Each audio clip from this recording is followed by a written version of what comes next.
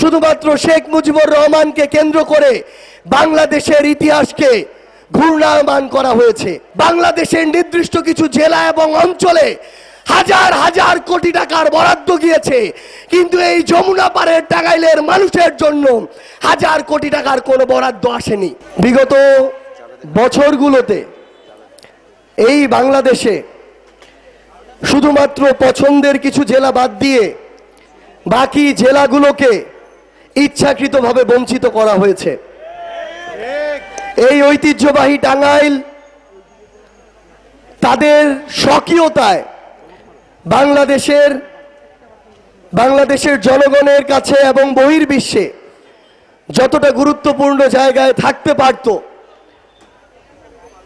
কিছু ব্যক্তি স্বার্থের মানুষ তাদের ব্যক্তিগত এবং দলীয় স্বার্থকে প্রাধান্য দিয়ে এত বড় একটা ঐতিহ্যবাহী জেলার স্বার্থকে প্রতিনিয়ত বিসর্জন দিয়ে এসেছে। সিল্কোর সিল্ক অ্যান্ড শাইন, যাতে আছে আর্গান অয়েল ও ওট প্রোটিনের গুডনেস, যা আপনার চুলকে রাখে হেলদি অ্যান্ড শাইনিং। শুধু বাংলাদেশ নয়, দেশের বাইরেও এই টাঙ্গাইলের ঐতিহ্যবাহী তাঁত শিল্পের কথা কার না জানা, কিন্তু শুধুমাত্র প্রয়োজনীয় পৃষ্ঠপোষকতার অভাবে টাঙ্গাইলের এই তাঁত শিল্পকে ধীরে ধীরে ধ্বংসের দিকে নিয়ে যাওয়া হয়েছে। এই বাংলাদেশে প্রত্যেকটি জায়গায় শুধুমাত্র একজন নেতাকে কেন্দ্র করে, শুধুমাত্র শেখ মুজিবুর রহমানকে কেন্দ্র করে বাংলাদেশের ইতিহাসকে ঘূর্ণায়মান করা হয়েছে।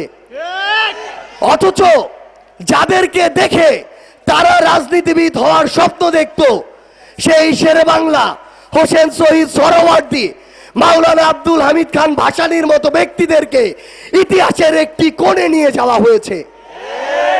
কিন্তু যতই অপচেষ্টা করা হোক না কেন, এই মাওলানার মতো ব্যক্তিদেরকে, আমাদের এই লাল মাওলানার মতো ব্যক্তিদেরকে ইতিহাসের কোণে নেওয়া সম্ভব নয়। আমরা দেখেছি এই টাঙ্গাইলের উন্নয়নের অনেক গল্প দেওয়া হয়েছে, কিন্তু আমার এই টাঙ্গাইলের ঐতিহ্যবাহী হল, এই যে ভাসানী হল, যেই হলকে কেন্দ্র করে হয়তো আমার এই মজলুম ভাসানীর নাম বাংলাদেশের কোনায় কোনায় ছড়িয়ে পড়তে পারত, সেই হলকে মাদকাসক্তদের একটা আস্তানা বানানো হয়েছে। এভাবেই শুধুমাত্র একজন ব্যক্তির ব্যক্তি পূজা করে ইতিহাসের অন্যান্য সকল গুরুত্বপূর্ণ অংশকে বিলুপ্ত করার সকল অপচেষ্টা চালানো হয়েছে। এই টাঙ্গাইলের একপাশে যমুনা, আমরা দেখেছি বিগত বছরগুলোতে বাংলাদেশের নির্দিষ্ট কিছু জেলা এবং অঞ্চলে হাজার হাজার কোটি টাকার বরাদ্দ গিয়েছে, কিন্তু এই যমুনা পাড়ের টাঙ্গাইলের মানুষের জন্য হাজার কোটি টাকার কোনো বরাদ্দ আসেনি। বরং যেটুকু এসেছে সেটুকুর অর্ধেকের বেশিও তাদের নেতা কর্মীরা লুটপাট করে খেয়েছে। আমরা আগামীর বাংলাদেশে স্পষ্ট করে একটা জিনিস বলতে চাই, আমরা প্রশাসনকে, আইন শৃঙ্খলা রক্ষাকারী বাহিনীকে একটা জিনিস স্পষ্ট করে বলতে চাই, আমরা 24 পরবর্তী বাংলাদেশে এই বাংলাদেশের প্রশাসনকে, পুলিশকে, অন্যান্য বাহিনীকে বাংলাদেশের জন্য দেখতে চাই, বাংলাদেশের মানুষের জন্য দেখতে চাই। 24-এর পূর্ববর্তী সময়ে কয়েকটি মিডিয়া অন্ধভাবে দলের দালালি করেছে। তাদের সংবাদ কর্মীরা আজকে তারা যে সেই চ্যানেলে কাজ করে সেটা বলতেও লজ্জা পায়। আমরা চাই না 24 পরবর্তী বাংলাদেশে কোন মিডিয়ার আর এই করুণ দশা হোক। আমার এই সংগ্রামী টাঙ্গাইলে আমরা আমাদের ভাই মারুফকে হারিয়েছি, কিন্তু এই টাঙ্গাইলে শহীদ মারুফ হত্যার যে বিচার, সেই বিচারের জন্য প্রশাসনের পক্ষ থেকে আসামি ধরার যে তৎপরতা, সেই তৎপরতা আমরা লক্ষ্য করিনি।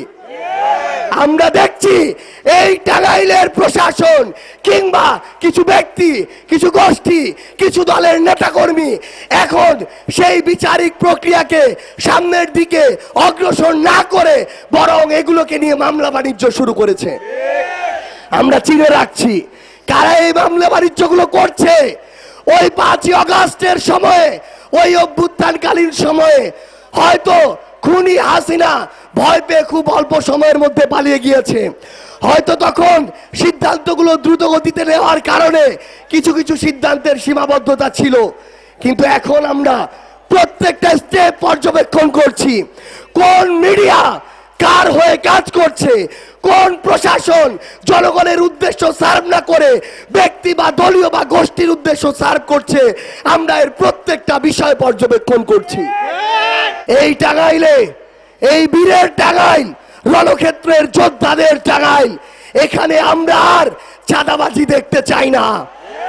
আমাদের কাছে চাঁদাবাজের একটাই পরিচয়, সেটা হচ্ছে সে চাঁদাবাজ। কোন ধরনের দলীয়, ব্যক্তিগত, অন্য কোন প্রভাবের প্রোটেকশন দিয়ে এই বাংলাদেশে আর চাঁদাবাজদের রক্ষা করা যাবে না। কেউ যদি চাঁদাবাজদের প্রোটেকশন দেওয়ার চেষ্টা করে তাহলে সেও চাঁদাবাজের, চাঁদার ভাগীদার হিসেবে বিবেচিত হবে। খারাপকে খারাপ বলার সাহস থাকতে হবে, ভালোকে ভালো বলার মতো গার্ডস থাকতে হবে। আমরা যদি এটা করতে পারি তাহলে আর কোনো চোর, বাটপার, যারা সিন্ডিকেট চালায়, মাদকের ব্যবসা করে, দুর্নীতি করে, চাঁদাবাজি করে, তারা আর আপনাদের, আমাদের মাথার উপরে উঠে নাচতে পারবে না।